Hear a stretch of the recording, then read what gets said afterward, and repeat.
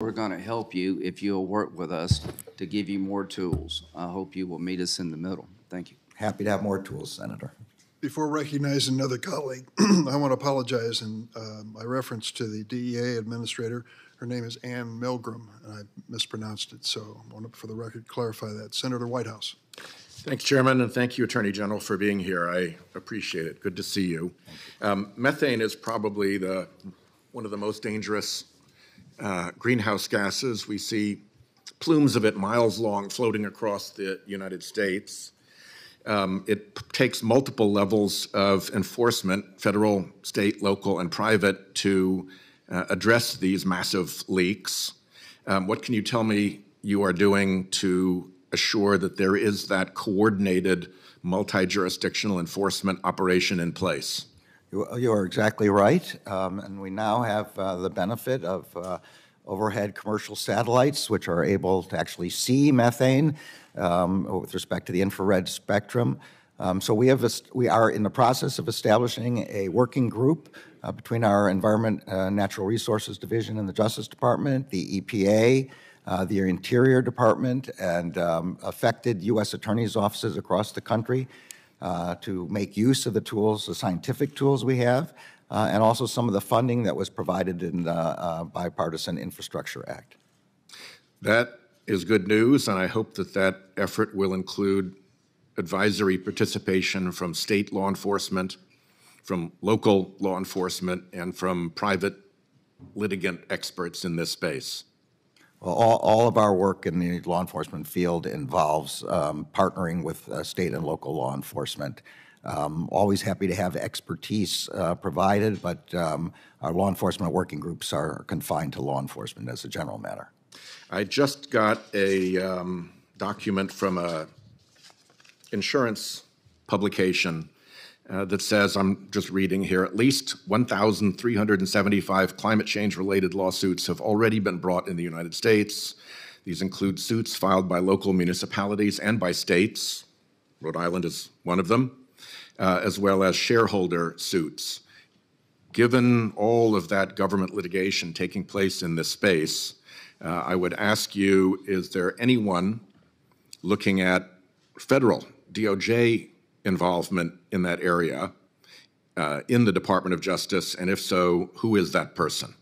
So I really don't, as a general matter, want to describe our internal decision-making processes on these. I can assure you that the Environmental and Natural Resources Division has taken a very close look at this question.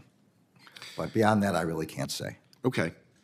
Well, you may recall that the last time the Department of Justice took a really close look at this question, they got the standard of decision wrong. Applied a criminal standard of review to civil litigation. So I hope that the seriousness of the look that's been taken, what I would like to call an honest look, is actually in fact taking place, because the record from before your time is not very convincing. I agree with you, Senator, that the criminal standard beyond a reasonable doubt is not appropriate for fraud cases. Yeah. Correct. I'm sorry, for civil fraud civil cases. fraud cases, correct. Criminal cases. Congress right now is on the wrong side of a bunch of OLC opinions that relate to executive privilege.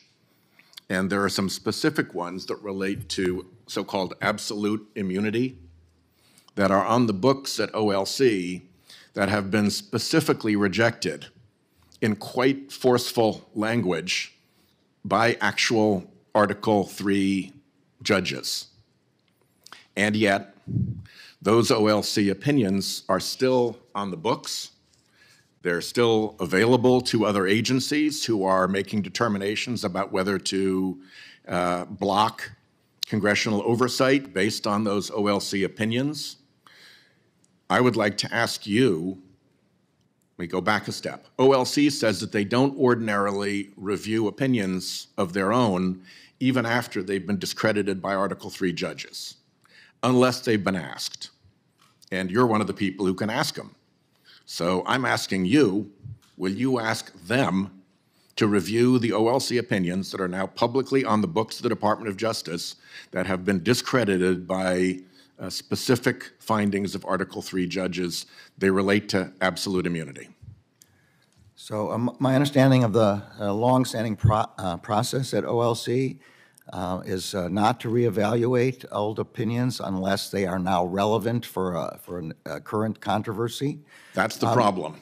And I also believe that their process is that if a court of ultimate jurisdiction determines that they are wrong, then they will evaluate it. My understanding of the case. So Ketanji Brown Jackson was one of the authors of one of the opinions that said the OLC opinions were wrong. She's a pretty credible judge, I think. She's now sitting on the United States Supreme Court. And those OLC opinions hang out there for review by other executive agencies, even if there's no direct ask to the department that would trigger that OLC review. It's sort of like executive branch jurisprudence that sits on its own, independent from Article III jurisprudence. And somehow we've got to figure out how to connect those two things, because at the moment you have OLC opinions that appear to be flat out wrong by the determinations made by those whose job it is to say what the law is, the Article III judges, and there's no effort to ask them in that fairly unique circumstance to go back and fix it. So again, I think all the circumstances you're talking about are about individual judges, sometimes a single judge on a court of appeals, sometimes a judge speaking in dicta, but no decision. If there were a decision of the United States Supreme Court that was inconsistent, or of a court of appeals, I believe OLC would reevaluate. Otherwise, there are lots of judges who criticize OLC opinions, and the Justice Department, as a former judge, that's perfectly appropriate for Article III judges to do. But we have to allocate our resources to cases which are active cases, and that's what OLC does. Well, I will continue to pursue this because I think it is wrong for OLC to insist on developing its own jurisprudence that is separate from and independent from what Article III judges decide.